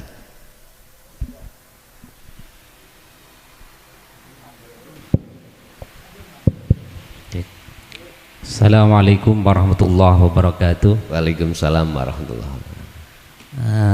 Menarik tadi yang dijelaskan oleh Gus tentang masalah alam kasab atau sabab dan juga alam tajrid. Mungkin kita dengan mudah memberikan contoh bahwa alam sabab ataupun alam kasab itu, katakanlah orang yang menengah ke bawah kehidupannya menengah ke bawah, katakanlah kalangan biasa, itu orang di dalam mencari memperoleh ma'isyatud dunia. Katakanlah gampangnya lek gak kerja gak mangan, itu kalau orang biasa. Itu namanya alam sabab yang dikatakan Gus, atau alam kasab. Lek gak mangan, lek gak kerja gak mangan. Kemudian satunya dijelaskan oleh Gus di dalam kitab hikam itu, ada alam tajrid. Alam tajrid itu gak kerja mangan akeh, gak kerja hidupnya lebih makmur daripada yang kerja. Katakanlah ulama. Bahkan ulama yang berada di posisi tajrid itu, apabila dia berkasab maka disebut su'ul adab. Mohon dikoreksi. Terus su'ul adab, su'ul adab artinya ya su'ul adab ya. Artinya kurang bersyukur karena sudah diberi alam tajrid, kemudian dia bekerja. Terus yang kami tanyakan ini posisi tengah-tengah, Gus. Posisi tengah itu katakanlah antara ulama atau orang biasa atau tajrid dan kasab. Tengah-tengah itu ada ustadz. Ada ustadz. Iya. Posisinya ustadz ini repot, Gus. Lek gak kerja gak mangan, lek kerja gak sugi-sugi. Nah, kenapa? Karena ketika seorang ustadz itu bekerja, kemudian dia gagal, gak sukses-sukses, gak sugi-sugi, itu akan berpikir, saya ini berada di posisi kasab apa di posisi tajrid, gitu. Itu mohon dijelaskan ciri-cirinya, saya ini berada di alam mana gitu, Ustaz. Gitu. Terima kasih. Saya ulangi, tajrid itu bukan harus ulama. Bukan. Tajrid itu seseorang yang mengemban takwa baik secara dohir maupun secara batin. Tidak harus diposisikan sebagai ulama. Itulah mereka yang hatinya terus bergemuruh zikirnya pada Allah. Belum tentu juga Allah akan melebihkan mereka dari segala urusan maisatut dunia. Yang jelas dia tidak akan kekurangan. Ini makna daripada tajrid. Sehingga beliau konsekuensinya adalah menambah mutu ibadah, tambah baik, baik secara lahiriah maupun secara batin. Ini makna daripada tajrid. Bukan harus menjadi ulama, bukan harus menjadi ustadz. Bisa jadi dia itu orang yang, mohon maaf loh Pak ya, secara fisik sudah nggak mampu untuk dibuat kerja. Bisa jadi seperti itu. Akhirnya jatuhnya dia itu hanya memegang takwa pada Allah. Memang di dalam golongan itu ada 3. Ada tajrid, ada asbab atau sabab. Ada satunya lagi, yoga sabab, yoga tajrid. Ini gimana ini? Gini Pak, gini. Itulah mungkin jenengan bisa ngambil kesimpulan ya. Secara takwa, mohon maaf, secara takwa zahir batin ya tidak. Terus kita itu maisah itu ya rok-rok asem. Tahu rok-rok asem ya? Apa Pak? Enggak apa namanya? Kadang-kadang ada yang dimakan, kadang-kadang juga tidak ada yang dimakan. Mungkin ini yang di tengah-tengah yang jenengan maksud mungkin. Bukan tajrid ya bukan sabab. Tetapi kalau boleh saya simpulkan, tadi kan 2 toh, sabab dengan tajrid. Sekarang muncul tengah-tengah tadi. Sebetulnya semuanya sama di mata Allah tatkala ruhaniyah itu betul-betul memegang teguh tali Allah. Tali Allah. Itu di mata Allah loh ya, tidak di mata manusia. Kita mengatakan asbab dan tajrid itu kan karena pandangan manusia. Kalau pandangan Allah tidak tajrid, tidak asbab atau tengah-tengah tadi. Enggak. Innallaha la yanduru ila suwarikum wa amwalikum. Allah enggak melihat status ulama, tajrid, asbab, enggak. Allah enggak melihat status kita. Tapi fi qulubikum, bagaimana hatimu? Sungguh anik butullaha wajtanibut taghut atau enggak? Hanya itu. Sampean lihat apa sih yang paling inti daripada seruan Rasulullah. Paling inti. Beliau ditugaskan ke dunia ini, yang paling inti itu apa?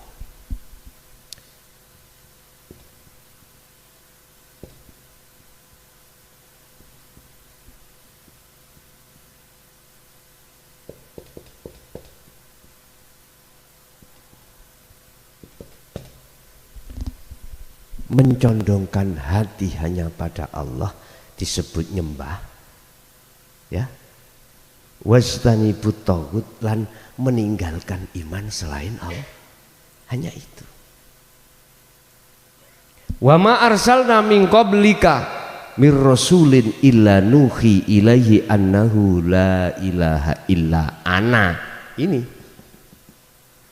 Muhammad, aku tidak akan mengutus utusan sebelummu termasuk dirimu kecuali harus membawa wahyu yang inti. Apa? La ilaha illa ana. Fahamkan tentang apa maksudnya la ilaha illa ana. Tidak ada Tuhan selain aku. Otomatis prosesnya dari syariat, thariqat, hakikat, iki inti. Fa'budun, suruh ajaan menyembah saya, gak nyembah ini, nyembah ana. Fa'budun, ini kan sik nama, ya, ini masih nama ini. Huwa termasuk sifat. Anta sudah dekat, dia, huwa dia jauh. Anta dekat di depan. Ana sudah enggak ada anta, enggak ada huwa, enggak ada Allah. Udah. Ini Pak Bu ya, inti semua utusan Allah itu visi dan misinya adalah menjelaskan ini. Arahkanlah ruhaniyahmu, hatimu hanya pada Allah. Wastanibu, kalau kita ngomong konteks iman, arahkanlah imanmu hanya pada Allah, jangan pada semangka.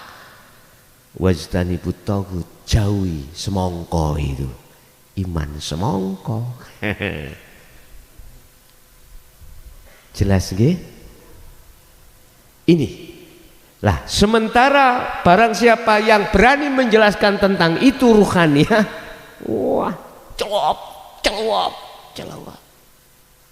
Nggih, mohon maaf, saya 23 tahun sudah merasakan keluh kesah bagaimana kami dihina, dicaci, dimaki, bahkan mau diusir dari kampung saya. Udah. Saya teringat sejarah Rasulullah, saya teringat sejarah para nabi dan rasul sebelumnya, manakala menjelaskan tentang kebenaran yang mutlak, pasti yang melawan itu bukan orang ringan-ringan, malah pemimpin. Nabi Hud ketika masuk kepada kaum Lut, kaum Ad ya, kaum Ad, bagaimana? Beliau Nabi Hud dikatakan golongan orang tidak waras dan mengada-ngada. Padahal mengajak rohaniyah itu untuk meninggalkan selain Allah dan untuk menyembah Allah. Ini konteksnya hakikat, bukan syariah. Kalau konteksnya syariah, ya jasmani ini kita harus patuh dengan hukum syari. Bun salah paham. Saya hanya menuangkan dari sisi ruhaniyah. Kalau jasmaniyah sudah maklum, semuanya sudah paham tentang hukum syariah, tentang ruhaniyah. Sebab kita manusia, nggak mungkin jasmani saja, mesti ada ruhani. Bukti, jenengan tidur bermimpi, Anda dikejar-kejar orang gila membawa pedang, lari enggak? Lari. Itu kalau di dalam diri kita membuktikan ada ruhaniyah. Kemana ini nanti? Allah sudah katakan, aku ciptakan manusia tanah dari saripati, jasadnya dari saripati tanah, nanti kembali ke tanah. Allah ciptakan ruh wa nafakhtu, nanti akan kembali kepada Allah. Wa inna ilaihi, pertanyaannya, sudahkah kau tahu jalan ke Allah? Sudahkah kenal Allah? Biasanya malah pemimpin-pemimpin itu kadung kedisian pinter, kadung kedisian ngalim, akhirnya merasa dirinya alim, padahal alim, ilmu itu sifat siapa? Allah. Mengapa kita su'ul adab dengan bentuk merasa kita yang memiliki? Ini konteks hakikat loh Pak, bukan syariat. Kalau syariat sudah wajar. konteksnya hakikat. Nggak boleh bos, walaupun alimo koyo opo kita di pandangan manusia, tetap di pandangan Allah itu hanya milik Allah. Kita hanya majasnya beliau Allah, bukan mutlak kita. Kata Rasul dalam surat Al-Kahfi ayat 110, innama ana basyarum mislukum, aku itu sama dengan kau. Kata Rasulullah, sama manusianya. Mengapa kau sembah aku? Mengapa kau puja-puji aku? Aku juga makhluk.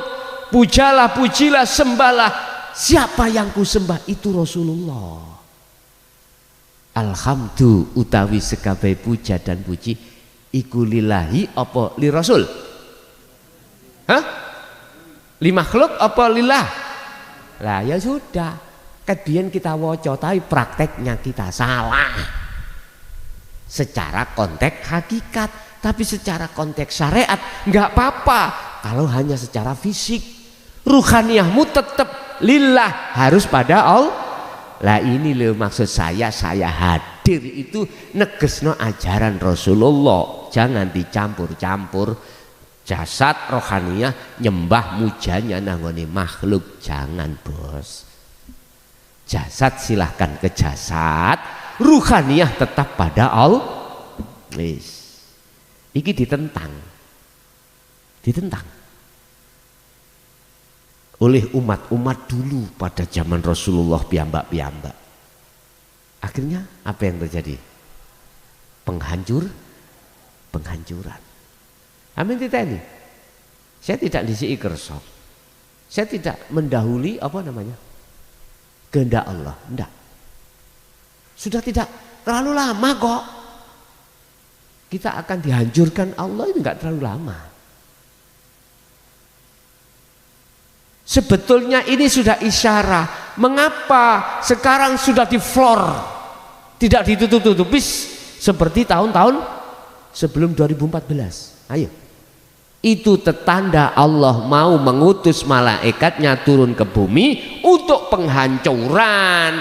Manakala kaumnya itu sami'na wa asoina. Ya sama intinya. Makanya saya sering katakan, saya sudah berapa hari ini? Seminggu sudah. Ada yang mengatakan ajaran saya roti rasa tai. Langsung ke nomor saya Pak. Saya di anjing-anjing. Saya di babi-babi. Sungguh wallahi billahi. Saya cuman gini. Oh iya Rasulullah dulu itu ya dihabisin seperti itu. Bahkan zaman kaum Quraisy, Abu Lahab, Abu Jahal merencanakan untuk membunuh. Saya nggak seberapa, hanya dikatain itu. Bagaimana Rasulullah mendak nemen di kaum Taif, bagaimana beliau diantemi. Buka di dalam surat Al-Hijr ayat 94 sampai 99 ayat yang terakhir. Bagaimana Rasulullah ketika menyampaikan dengan terang-terangan apa yang didapatkan oleh beliau, cacian, makian, sampai beliau terasa dadanya sempit. Maksudnya dada sempit itu, mohon maaf ya, Rasulullah pernah ngalami ngersulo, bahasa Indonesia ini ngersulo ya. Mengeluha, nelangsa gara-gara iki kebenaran. Mengapa kamu saya selamatkan kok saya kasih ini kok tetap gak mau? Ya betul yang mengatakan roti rasa, ya itu sama nelangsa. Akhirnya Allah menegur Rasulullah, fasabbih birabbika. Udah, sucikan hatimu dari kesempitan. Yang membuat seperti itu umatmu kaum Taif, kaum Quraisy, ikut juga aku. Itu kalau kita sudah kembali kepada ahad loh Pak ya, pelong Pak Wena. Tapi kalau belum ke ahad, waduh koyok perang-perang. Kemarin ada yang tidak terima. Siapa Gus orangnya? Tak tebas. Ya, gak nambahi, masalah selesai. Wis biarlah, memang maklumono dia karena belum mengerti. Saya mencoba untuk meniru Rasulullah dengan semaksimal mungkin lah, nggak apa-apa. Dan saya sendiri pun jangan pernah bisa dihentikan kalau bukan Allah yang menghentikan. Hanya itu saya. Mohon maaf Pak, kok ngomong capek? Saya nggak ada hentinya Pak. Pagi kerja, mohon maaf ya, pulang jam 1 siang atau jam 12. Kalau keluar kota jauh, Jawa Tengah, saya langsung berangkat. Kalau di Surabaya saya bisa istirahat, nanti habis maghrib berangkat, nggak ada capeknya. Kok ngomong capek? Menurut sifat basaria saya mesti capek lah Pak, manusia ya capek, tapi itu sudah tidak saya hiraukan, karena ini tugas dari Allah. Apapun itu yang terjadi, saya harus siap menghadapi apapun. Bila mana saya di tengah jalan, Allah mematikan saya ikhlas. Walaupun di tengah podium, nggak apa-apa. Istri anak saya sudah saya pondasi. Jangan pernah menunggu saya pulang kalau saya sudah berangkat ngaji. Anggaplah saya sudah mati. Gitu. Supaya apa? Biar nggak kaget kalau memang terjadi sungguhan. Loh gitu loh. Alhamdulillah, sambil menangis, ya saya dukung. Gitu, itulah istri. Ya. Terus tak tanya, "Bek ya ono sing lirik-lirik napa?" Enggak apa-apa, ajak ke sini. Itulah istri. Mulai ngeten niku cek mboten ngantuk, paham nggih? Sepawaneng. Ya, fresh. Iya rek, sepan aku lho gak di korean ki ket nyumet jile. Pinjem. Bahasa syariat aslinya salah, pinjem korek mboten salah. Enggak boleh. Harus minta apinya. Tapi berhubung sudah kebiasaan pinjem korek majas, enggak apa-apa.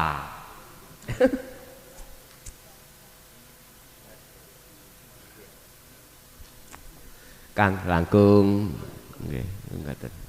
Nggih. Ada lagi, satu kali lagi, monggo. Kan masih 2 perempuan, monggo.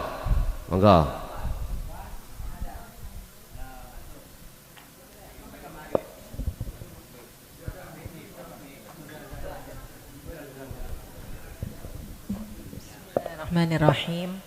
Assalamualaikum warahmatullahi wabarakatuh. Waalaikumsalam warahmatullahi wabarakatuh. Mau tanya Kiai, bagaimana caranya makrifat kepada Allah? Gitu saja. Assalamualaikum warahmatullahi wabarakatuh. Waalaikumsalam. Sudah ada Mbak? Sudah ada. Oke. Matur suwun Ibu. Boleh kula ngekeki oplos? Monggo Pak, dikeki oplos Pak wong wedok Pak.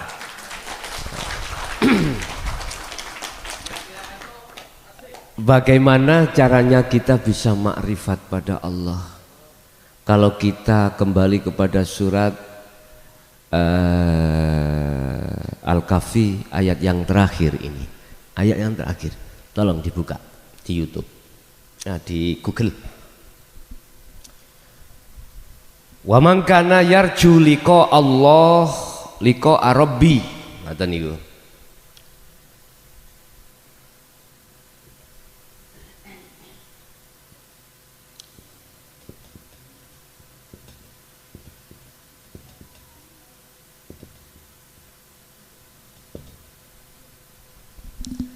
Pakai Rob Pak niki nggih. Bukan pakai Allah. Tulisannya pakai Rob. Rob itu berarti Tuhan. Berarti boleh bagi orang selain agama Islam.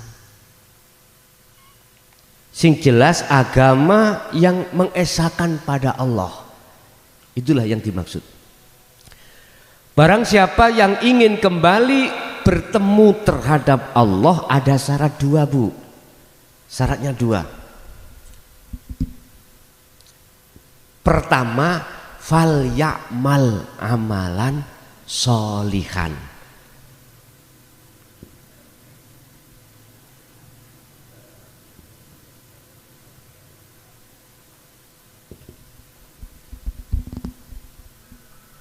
Lakukanlah perbuatan yang bagus, sholihan di mata Allah.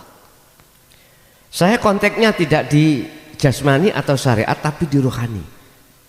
Maksudnya yang bertemu itu adalah rohani, maka rohani itu harus melakukan amalan sholihan. Apa amalan sholihan itu? Kembali kepada ini, sembahlah Allah, tinggalkanlah selain Allah. Iman yang tadinya saya itu terhadap semongko hilang, kemudian kita imannya hanya pada Allah. Faqala aidan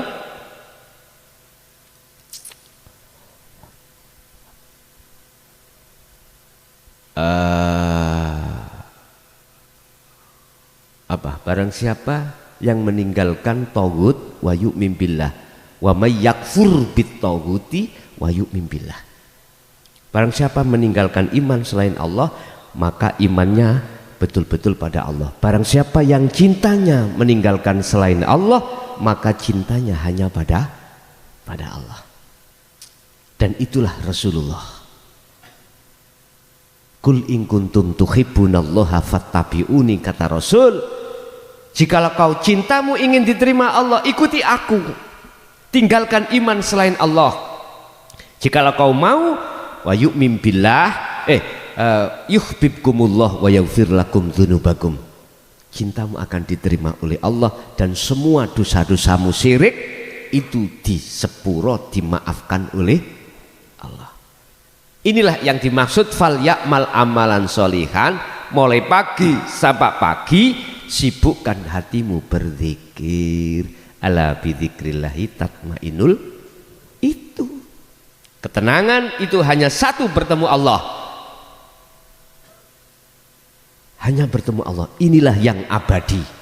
Tapi ada konsep yang lain, orang lain mengatakan yo gak sisi itu ketenangan, seneng itu ketemu nek donyaku akeh, ya, bisnisku lancar, semuanya punya, iku katanya ketenang.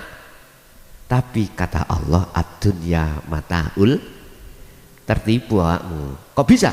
Nanti pasti kau tinggalkan, lenyap sudah. Tapi kalau kau bercintamu ketemu dengan Allah selama-lamanya. Yang kedua, wala yusyrik bi ibadati rabbi ahada.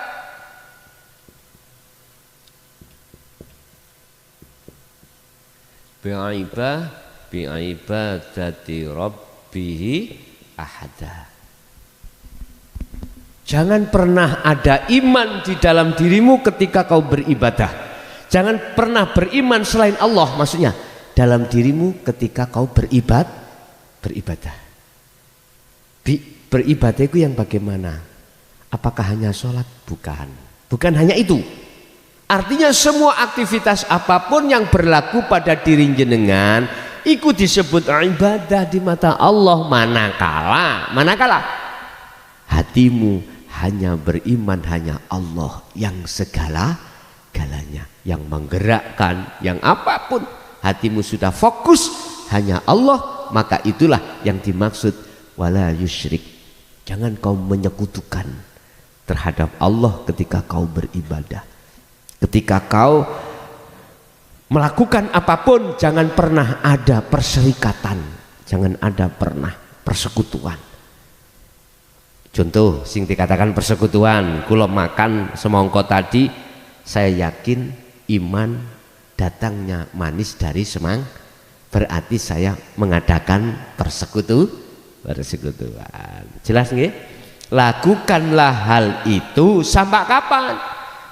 Dibuka Al-Hijr 99, kata Rasulullah, sampai isdet. Tahu isdet? Sampai maut, al yakin, sampai kematian. Makanya mengapa saya mengatakan kholwat 40 hari 40 malam iku untuk memberi spot sampean iku spotnya cek tinggi. Padahal itu lamanya begitu Bu ya. Ingat tadi yang saya katakan surat Az-Zumar ayat 54, jangan pernah kau kembali pada Allah sebelum panjenengan kedatangan kematian. Jangan. Artinya kembalilah sebelum Anda kematian. Kita umur tidak tahu kapan kita akan meninggal. Tidak harus menunggu tua yang muda, tidak mesti menunggu sakit yang sehat, tidak.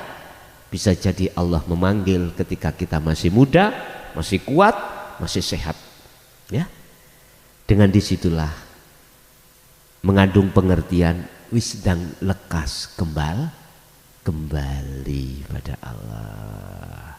Ingat, yahjubuhum bi ilmihim, yahjubuhum bi ibadatihim, yahjubuhum bi amwalihim.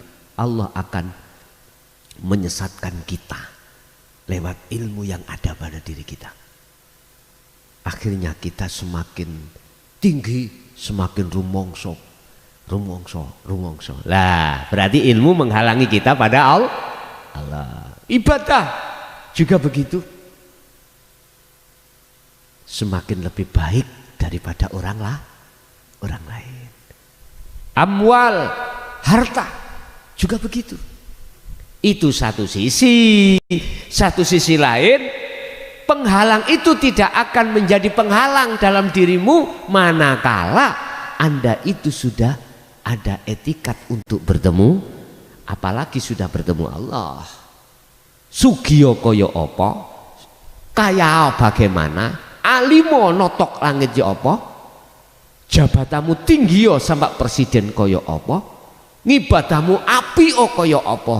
Seperti Syekh Abdul Qadir Jalani, itu tidak menjadikan hatimu takabur, tidak menjadikan penghalangmu. Justru itu kendaraanmu untuk bertemu Allah. Seperti Hadrati Syekh Abu Hasan As-Sadili. Dia wali Allah tapi sugihnya itu luar biasa Pak. Ya punya jabatan. Berarti kekasih Allah itu bukan hanya sing klunuk-klunuk. Bukan ya. Bisa jadi pejabat, bisa menjadi pedagang, bisa apapun. Allah meletakkan kekasihnya itu. Oke, jadi Bu, caranya jenengan pertama kudu selalu melakukan zikir. Kedua, ada kaitannya dengan zikir yang kumaksud sirul asro. Itulah yang untuk membentengi hati jenengan tidak melakukan syirik iman selain Allah. Bapak Ibu hadirin, itulah apa yang yang diberikan Allah terhadap kita, ilmu. Mudah-mudahan harapan kita jadi ilmu ingkang manfaat dan barokah terhadap keluarga kita fid dini wad dunya wal akhirah.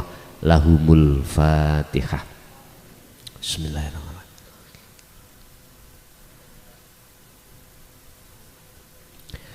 Allahumma salli wa sallim ala sayyidina Muhammad. Alhamdulillahi rabbil alamin. Allahumma sallimna wal muslimin min afatid dunya wa azabil akhirah.